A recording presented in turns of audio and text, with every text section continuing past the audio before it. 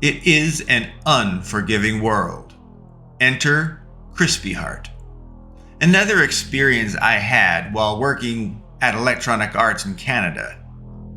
A French-Canadian project manager working at EAC came to me one day and lamented that I was cruel for allowing EAC to enslave Ukrainian developer Nikitova to unreasonably schedule such horrid timelines and deliverables that employees had to sleep in the office on futons.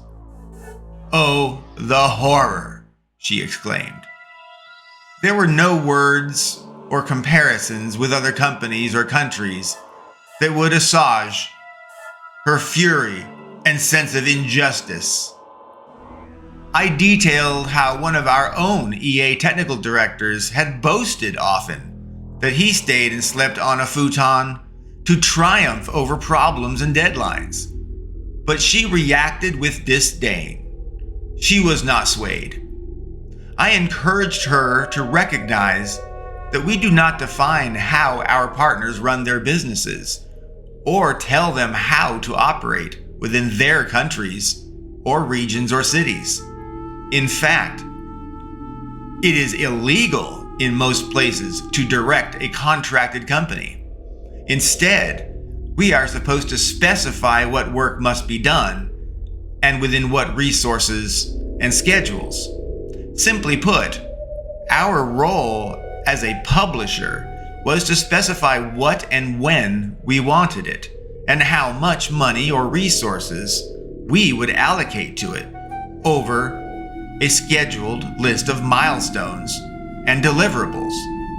The contracting company was responsible for everything else, period.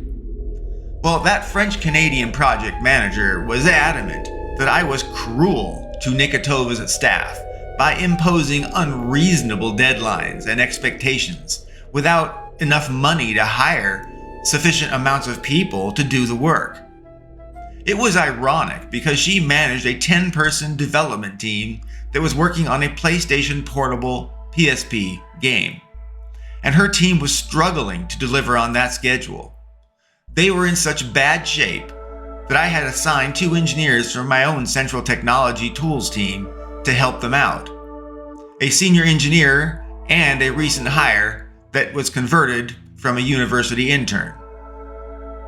I also dove deep into their development plan myself and worked with the technical director that I likewise assigned to oversee their project, their technical designs and plans. But it was obvious what was wrong. 3 of 10 developers on her team were terrible at their jobs. They were not pulling their weight. They needed a lot of help. 7 of those 10 engineers were not struggling. They were actually good at their jobs. And they were taking off the plate, the 3 struggling engineer, much of their work. So there it was. You have 3 people that represent 120 hours of normal work week capacity, and 7 other people who represent 280 hours of normal work week capacity. 7 people taking on the additional 120 hours from those 3 incapable people translates to about 17 hours of work extra for every person of that 7-person good team. So every day, each person would have to work an additional 3 or more hours just to compensate for the 3 failing team members. The competent team members lost those precious hours every week. They lost 17 hours that they could have otherwise shared with their family or partner. They lost 3 or more hours every day they could have used on personal goals or their health. They lost all of that time so that they could not invest in their own learning and growing in their career. The incompetent team members feel bad about themselves, and they know that they are creating harm they're imposing harm on their colleagues. But they are not forced to open their eyes and evolve or grow the real skills they need in life, and then no longer feel bad about themselves and be productive. By allowing weak staff to remain employed, it hurts the capable good staff, and it hinders the weak people from finding something that they either are good at or from learning how to be good at the job they're in. Therefore, it is cruel not to terminate employment of the weak or incompetent staff. It is necessary to prune and excise bad apples as well to ensure the team can thrive and shine on its own. In the end, she declared my true name was Crispy Heart, and she spread and evangelized that name as a characterization of me to everyone that would listen to her, anyone that she could find. Well, I actually learned to like it. It was kind of cool. I was Crispy Heart. Rather than fighting her attempt to vilify me, I embraced it, and I made it a cool nickname for me. She actually failed to manipulate me into capitulating into doing what she wanted to do by labeling me Crispy Heart. I worked with many developers throughout the United States and globally. There were numerous dinners where I would share personal anecdotes or tales to fill the time and forge positive personal relationships. One evening, a colleague of mine, Mike Crump, and I were dining in Kiev in the Ukraine with the company Nikotova and their middle management and office manager. As was customary, we devolved into sharing personal stories and tales of lives and families and adventures. But it became apparent that what Mike and I took for granted in terms of freedom was not shared there in the Ukraine. We learned the government does what it wants, and it advises its citizens to stay clear. We learned that owning a home was a very rare luxury. So talking about us owning property or renovations or much anything involving material success signaled an unintentional superiority.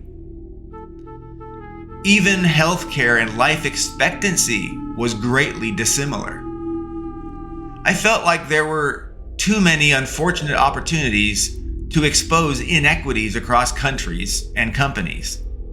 So going forward, Mike and I had decided that we should avoid detailing our personal life details as they related to success, wealth, or freedom. So in the Ukraine, Olya Nikotova, the founder of Nikotova, had her driver take us all to dinner. It was crazy though. He drove up and parked on the front lawn of the restaurant so everyone could see. He opened the doors and bade us good dinner in a thick Ukrainian accent. And then he removed a pistol from his coat and he placed it on the hood of the car. He clearly had another hand cannon pistol under his left shoulder as well. It appeared it was an intimidation message to anyone coming by. There is someone important here, and if you value your well-being, stay clear. Well, I would imagine a pistol sitting on a car parked on the lawn of a restaurant would definitely draw attention and discourage people from engaging negatively. Well, the restaurant thinned out, in fact, over time, but no new people came in. After a few hours, there was almost no one but us in the entire restaurant. Nothing happened, and we left, and the driver retrieved his pistol, and we drove back. I imagine much of the mobster life in a mobocracy is about show and demonstrating your readiness, but rarely actually having to do anything without direct provocation. At least I hope that is what happened, because otherwise it was quite surreal. It was obvious then to me, the Ukraine was absolutely run by mobs. It was a mobocracy, and Olya Nikotova was a shark that was happy to swim in its waters and devour whatever she had to along her journey. During a meeting with Olya at EA Canada, she disclosed that some of our visiting engineers from EAC had been engaging with local kitty cats after work. She described they were playing with the cats of the night, and finally got it when she said they were sleeping with the cats. Yes, I finally got it. She was talking about prostitutes, and our staff was going out after work on a regular basis and hiring prostitutes, aka kitty cats. She indicated it was seen socially as inappropriate, even if it was not against the law or prevented. Her staff disapproved, and worse, they complained that some of our engineers were bragging how great and inexpensive the girls were in the Ukraine. The engineers extolling their prowess by paying little for sex in a foreign country was unacceptable. Moreover, it made her team feel like they were underpaid third world slaves to these EA people that they perceived were no better, but instead just had been born in a country that empowered them to succeed where Russian and Ukrainians simply could not. It made them feel bad and thus less productive too. Olya needed a way to either stop their utilization of local evening services or do so more covertly and at least stop talking about it at work. I consulted with our EA Canada Human Resources, and we determined the best course was to mandate an international sensitivity training course for all people that were working abroad going forward. I recommended that everyone should go through the course now because we could not anticipate when we might ask someone else to travel and help a project somewhere in the world.